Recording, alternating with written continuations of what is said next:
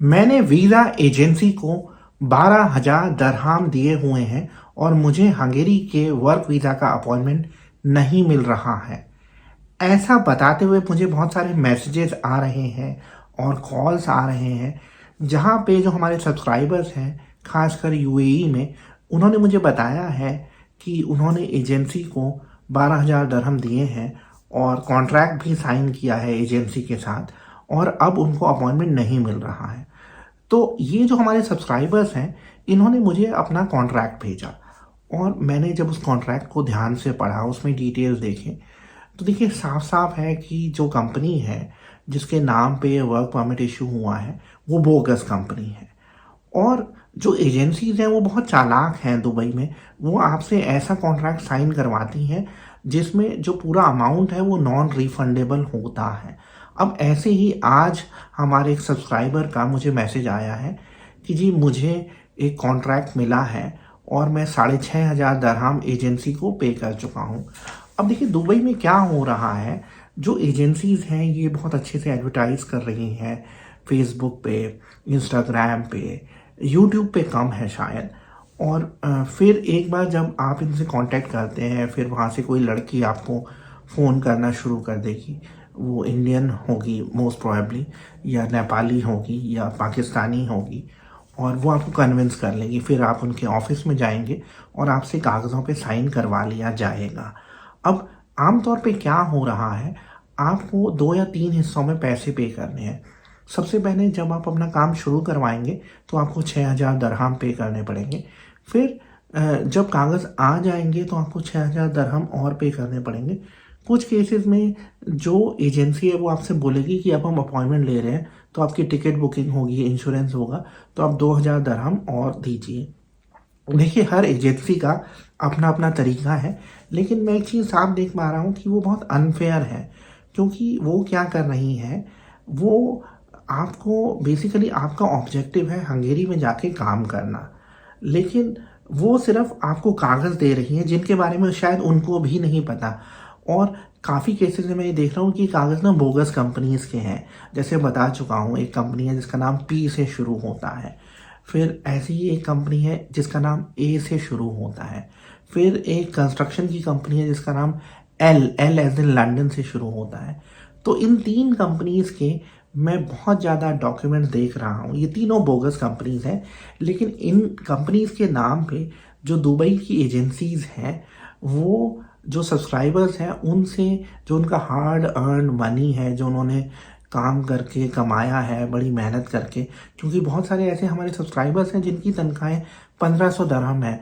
अब जो 1,500 दरहम कमा रहा है उसके लिए 12,000 दरहम 8 महीने की कमाई हो गई, और कई बार उनको ये अमाउंट सेव करने में 2-2 साल लग गए हैं। और एजेंसीज पैसा भी नहीं वापस करेंगी। जैसे एक हमारे सब्सक्राइबर को मैंने कहा कि वो लॉयर से कंसल्ट करें, तो लॉयर का ये कहना है उनसे कि भाई आपने सारे पेपर्स को साइन किया हुआ है, तो ऐसे में कुछ नहीं किया जा सकता है। और बहुत सारे ऐसे हमारे सब्सक्राइबर्स हैं जिन्होंने एजेंसीज के थ्रू अप्लाई किया और उनके वीज़ा रिफ्यूज़ हो गए हैं। तो ऐसे केस में भी ये एजेंसीज क्या कर रही हैं, आपको कह रही हैं चलिए ठीक है हम आपका कहीं और करवा देते हैं। तो मैं कहूँगा ऐसी एजेंसी जिसने आपको ऑलरेडी किसी बोगस कंपनी का कॉन्ट्रैक्ट दिया था, आप उनसे फिर दोबारा से किसी और कंपनी में अप्लाई कराएं, इससे पहले थोड़ा सा सोच लीजिए। तो मैं यहाँ पे ना आपको एक एडवाइस देना चाहूँगा, अगर आप यूएई में हैं या किसी और गल्फ कंट्री में हैं, तो जब भी आप किसी एजेंसी से कॉन्ट्रैक्ट साइन करते हैं हंगेरी का वर्क परमिट का प्रोसेस शुरू कराने का, सबसे पहले जब आप इनिशियली प्रोसेस शुरू करें तो मैं रिकमेंड करूँगा कि आप 2-3 हज़ार दरहम से ज़्यादा पे ना करें। और उसमें भी आप ये बेसिकली एक तरीके से एक क्लॉज ऐड करवा लें, एक पॉइंट ऐड करवा लें कि जब आप मुझे कंपनी के डॉक्यूमेंट्स भेजेंगे और अगर मैं उस कंपनी से सेटिस्फाइड नहीं होऊंगा, तो आप मुझसे एक तो और पैसे नहीं मांगेंगे, दूसरा आपको जो मैंने पैसे दिए हैं वो भी आप रिफंड करेंगे। तो इस तरीके का क्लॉज होना चाहिए। क्योंकि हो क्या रहा है, अगर आप कॉन्ट्रैक्ट पे आंख बंद करके साइन कर देंगे तो आपको बहुत ज़्यादा नुकसान हो सकता है। और सिंस आपने कॉन्ट्रैक्ट पे खुद साइन किया है, तो आपके तो पैसे तो जाएंगे ही, साथ में मतलब टाइम तो वेस्ट होगा ही। और मैं कहूँगा देखिए क्या है, एजेंसीज का ठीक है, हम मान लेते हैं कि वीज़ा प्रोसेस पे कंट्रोल नहीं होता है, वीज़ा आपको मिलेगा या नहीं इस पे कंट्रोल नहीं होता है, लेकिन कम से कम उनको ये तो पता होना चाहिए ना कि वो किस कंपनी के डॉक्यूमेंट्स आपको दिलवा रहे हैं। बहुत सारे केसेस में मैं ये देखता हूँ कि ये जो बोगस कंपनीज हैं इनकी ना वेबसाइट्स भी नहीं है।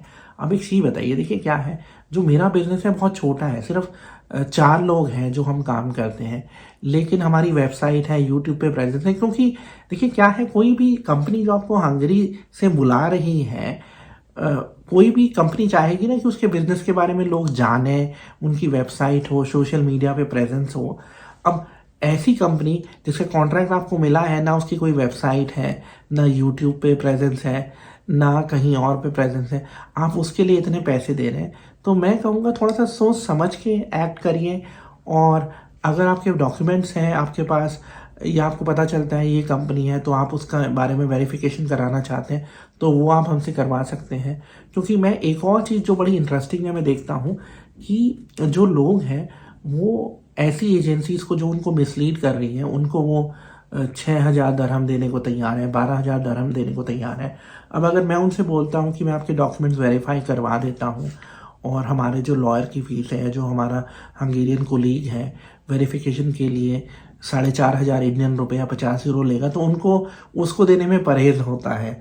तो मैं कहूँगा कि देखिए क्या है, ये जो इमिग्रेशन या वीज़ा का काम है, इसमें ये ज़रूरी है कि आपका जो एजेंट है या कंसल्टेंट है वो पढ़ा लिखा हो, उसको पता हो कि वो आपको क्या दे रहा है।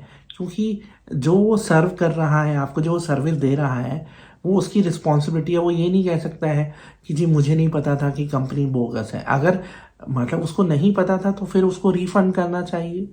तो मुझे उम्मीद है कि ये वीडियो आपको पसंद आया होगा। मैं आपसे रिक्वेस्ट करूँगा कि ये आप अपने दोस्तों को सर्कुलेट करिए ताकि अवेयरनेस फैले और लोगों का जो हार्ड अर्न मनी है उसको बचाया जा सके। Thank you for watching, bye.